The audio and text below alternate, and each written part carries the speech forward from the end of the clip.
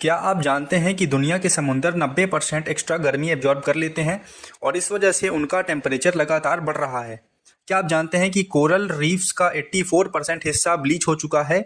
दोस्तों, आज की इस वीडियो में हम देखेंगे यूएन के ओशियन कॉन्फ्रेंस 2025 की हाइलाइट्स, क्या निकल कर आया और कौन से नए ग्लोबल स्टेप्स लिए गए और समुद्रों की सुरक्षा के लिए क्या करना होगा। 2025 में फ्रांस के नाइस शहर में यूएन ओशन कॉन्फ्रेंस का तीसरा एडिशन हुआ। इसका मेन मकसद था ओशन की सुरक्षा के लिए अर्जेंट ग्लोबल एक्शन लेना। आईएसएस कॉन्फ्रेंस में एक इम्पॉर्टेंट डिक्लेरेशन पास हुआ जिसका नाम था आवर ओशियन आवर फ्यूचर। ये पूरा इवेंट एसडीजी 14 पर बेस्ड था, जिसका फुल फॉर्म है सस्टेनेबल डेवलपमेंट गोल 14 यानी लाइफ बिलो वाटर। 95 कंट्रीज ने प्लास्टिक्स पर रेगुलेशन का सपोर्ट दिया, जिसमें प्लास्टिक का प्रोडक्शन से लेकर उसके डिस्पोजल तक हर स्टेज पर कंट्रोल की बात की गई। कॉन्फ्रेंस का मेन फोकस था ट्रिपल प्लेनेटरी क्राइसिस को टैकल करना, यानी कि क्लाइमेट चेंज, बायोडाइवर्सिटी लॉस और पोल्यूशन पे बात करना। ट्रिपल प्लेनेटरी क्राइसिस का मतलब है 3 मेजर इन्वायरमेंटल थ्रेट्स जो आपस में कनेक्टेड है। पहला क्लाइमेट चेंज, यानी कि ग्रीन हाउस गैसेस की वजह से टेम्परेचर बढ़ता है और सी लेवल राइज होता है और फूड सिक्योरिटी खतरे में पड़ती है। दूसरा बायोडाइवर्सिटी लॉस, जंगलों का कटना, पोल्यूशन और ओवर फिशिंग की वजह से स्पीशीज एक्सटिंक्ट हो रहे हैं। तीसरा पोल्यूशन, प्लास्टिक्स और टॉक्सिक केमिकल्स ओशियन और एयर दोनों को कॉन्टेमिनेट कर रहे हैं। इन तीनों का कंबाइंड इफेक्ट समुंदर के इकोसिस्टम को खत्म कर रहा है। यूएनओसी यानी यूनाइटेड नेशन ओशन कॉन्फ्रेंस एक हाई लेवल ग्लोबल समिट है जो हर कुछ सालों में होती है, जिसका एम होता है एसडीजी 14 को इम्प्लीमेंट करना।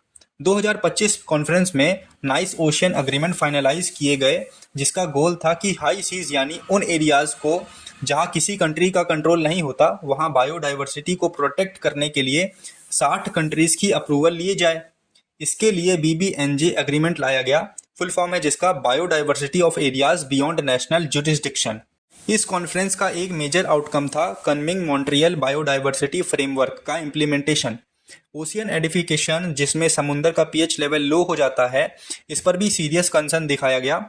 छोटी और वल्नरेबल कंट्रीज जैसे एसआईडीएस और एलडीसीज के लिए स्पेशल फाइनेंशियल और टेक्निकल सपोर्ट की बात हुई और इंडिजिनस कम्युनिटीज के लिए ट्रेडिशनल ओशियन कंजर्वेशन मेथड्स को भी रिकॉग्नाइज दिया गया। साथ ही हर कंट्री को अपने ओशियन रीजन का डिटेल्ड मैपिंग करने का टारगेट दिया गया। ये कॉन्फ्रेंस सिर्फ डिस्कशन तक सीमित नहीं थी, एक्चुअल में कई बड़े स्टेप्स अनाउंस हुए। यूरोपियन यूनियन ने 1 बिलियन यूरोज एलोकेट किया ओशियन की प्रोटेक्शन के लिए। फ्रेंच पॉलिनेशिया ने पूरे अपने इकोनॉमिक जोन को मरीन रिजर्व डिक्लेयर कर दिया और स्पेन ने नए मरीन प्रोटेक्टेड एरियाज बनाए और एक नया फाइनेंशियल इंस्ट्रूमेंट लाया गया जिसका नाम था कोरल बॉन्ड, ताकि कोरल रीफ्स को रिस्टोर करने में पैसा इन्वेस्ट हो सके। तो 37 देशों ने मिलकर अंडर वाटर नॉइस पोल्यूशन कम करने के लिए high ambition coalition for a quite ocean launch किया। आज समुद्र काफी प्रेशर में है। ओशियंस ने क्लाइमेट चेंज के इफेक्ट्स को एब्जॉर्ब किया है, 90% एक्स्ट्रा हीट और CO2, जिससे उनका पीएच गिरता जा रहा है। 2023 से 2025 तक कोरल ब्लीचिंग इवेंट में 84% रीफ्स इम्पैक्ट हुए। केरला के फिशरमैन को ऑयल सार्डिन के पॉपुलेशन में 75% की गिरावट मिली और कोची में एक लाइब्रेरियन वेसल केमिकल लीक के साथ डूब गया और कोस्टल अर्बनाइजेशन के चलते मैंग्रोव्स कट रहे हैं जो स्टॉर्म से प्रोटेक्शन देते हैं। अब समुद्रों को बचाने के लिए हमें सीरियस ग्लोबल स्टेप्स लेने होंगे। पहला 30x30 गोल के अंडर 2030 तक 30% मरीन एरियाज को कंजर्व करना होगा।